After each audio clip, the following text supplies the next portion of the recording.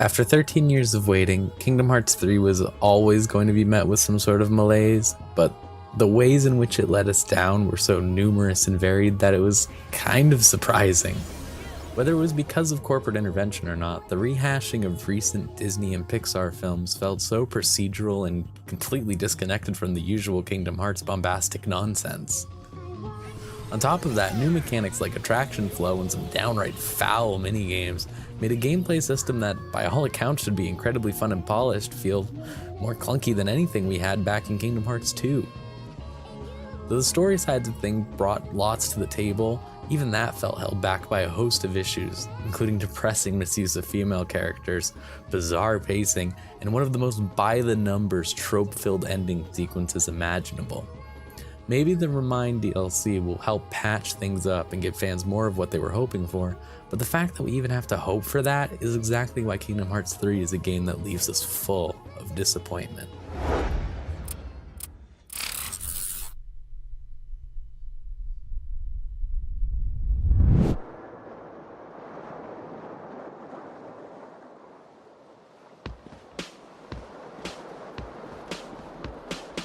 Going into this year, I think that most of us had our assumptions about what our favorite games are going to be, but I don't think anyone was prepared for Disco Elysium. With absolutely no marketing or bombastic lead-up, and created by art collective Zaum as their first project, it's absolutely incredible just how big Disco Elysium has blown up over the last couple months. With stellar writing, great characters you love to hate, and a stunning style all its own, you'd be hard-pressed to find yourself not smitten with everything it has to offer.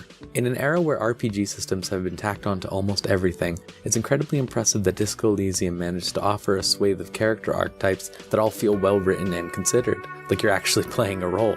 Zaum's team wasn't afraid to show their political leanings either, with much of the game focusing on communism, fascism, capitalism, and how they can all intersect in power structures at various levels, while making sure you have a pretty good idea of what the developer sentiments might be. Rarer still, Disco Elysium is a game without any sort of combat system, which is always a welcome change of pace in a medium so driven by war and strife. If you haven't tried Disco Elysium for yourself, we encourage you to take a chance, so you can be just as surprised as we were.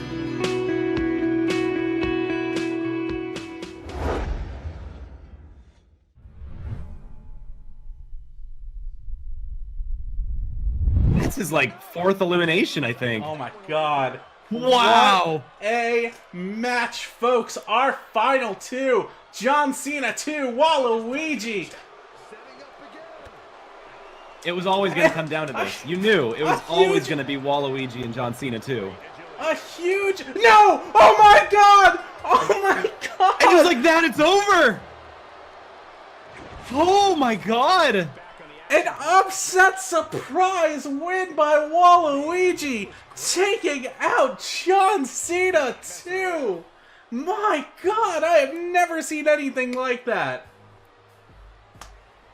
I wouldn't call that an upset. Waluigi was a machine, Look at eliminating 4 to 5 different people.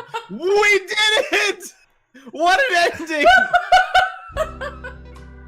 Despite a slew of post-launch patches, WWE 2K20 still manages to be an absurdly broken game in ways beyond just the obvious bugs that plagued its harrowing launch. For a while, you weren't able to actually have matches with created wrestlers, and trying to import parts from one creator wrestler to another would crash the game entirely. The bugs in character creation are still so bad that the community's most talented and well-known CAW creators refuse to make new wrestlers, meaning that even the passionate community won't be able to fill the obvious gaps missing in this year's paltry roster.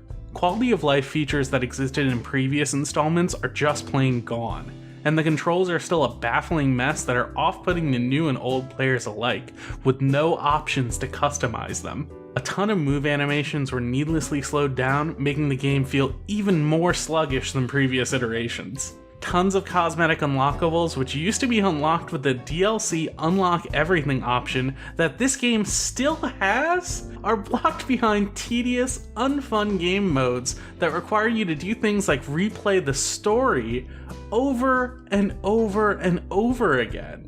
When you think you've unlocked everything for every class, you're not finished yet because you haven't unlocked everything for every class of that gender yet. It's astounding how bad this system is. Make no mistake, no amount of patches are going to fix the problems with this game anytime soon.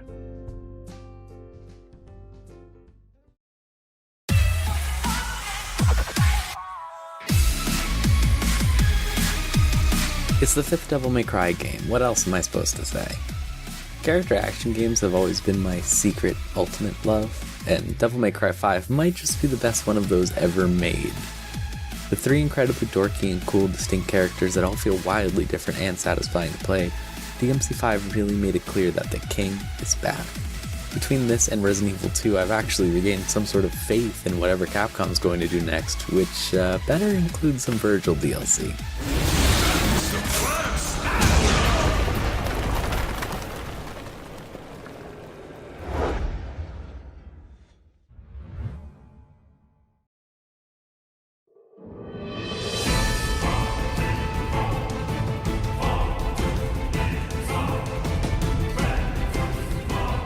It's certainly been an uphill battle this decade for Final Fantasy XIV, but with the release of its 3rd expansion, Shadowbringers, earlier this year, all the momentum of its rebirth has come to bear upon the online gaming scene. While it's always been one of the big online games of the past few years, 2019 was the year it dominated. Shadowbringers contains a well-crafted, personal story alleged by many to not just be the best chapter in Final Fantasy XIV, but one of the best stories in the Final Fantasy franchise. A plethora of quality-of-life changes have also been included to smooth out the overall experience, and phenomenal music by the sound design team breathes new life into the game's soundtrack. Shadowbringers showcases Final Fantasy XIV at its finest, and based on the post-launch patches so far, it's only going to soar to new heights in the coming year.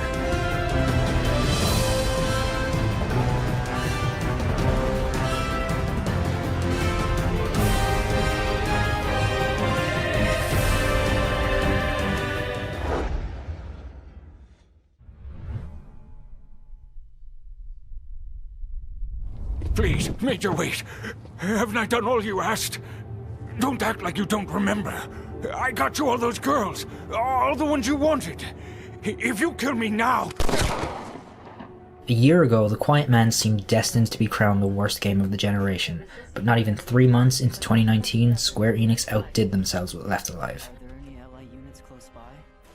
Shamelessly rushing to fill the void left by Hideo Kojima's departure from Konami and the subsequent death of the Metal Gear franchise, Left Alive feels like the kind of low-budget mockbuster that came into vogue in the film industry a decade ago. Left Alive plays as if it were made by a team that had never so much as touched a stealth game before. There's no options for silent takedowns, actually sneaking around is a frustrating affair, enemy placement is senseless, and should you get spotted, every enemy on the map immediately converges on your location.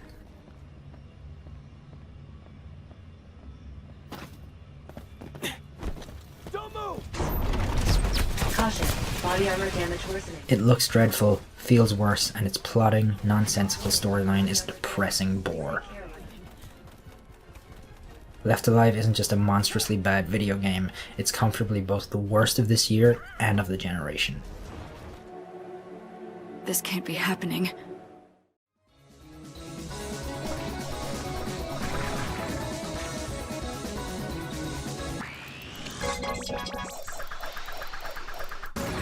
Every second of gameplay in Touhou Luna Nights feels like a dream. Often bullied maid Sakuya slides around each room like butter on a hot pan, complimented by every upgrade she receives. And those upgrades? All knives, baby! She can learn to stand on knives, summon extra knives, or just get bigger knives. It's knives all the way down. There's also a grazing mechanic, borrowed from the Touhou games, where if you get close to a foe or projectile without touching them, you regain some energy or health. Well, it's not exactly the most original mechanic. Luna Knight's Time Stop ability allows for even more flow. If you want to completely decimate an enemy that you particularly hate, you can stop time, throw way too many knives, and leave nothing but a smear where that foe was. Need to cross a watery area but can't make the jump? Stop time and walk on water. This is coupled with the grazing mechanic to reward both skillful and dangerous play. You can stop time and get close to enemies and bullets, and get health and ammo back as a reward. It's not particularly demanding or deep, but Touhou Luna Nights feels good from the moment you hit play, and finally standing up to your vampire master, as the Dio reference made, is a reward we could all use these days.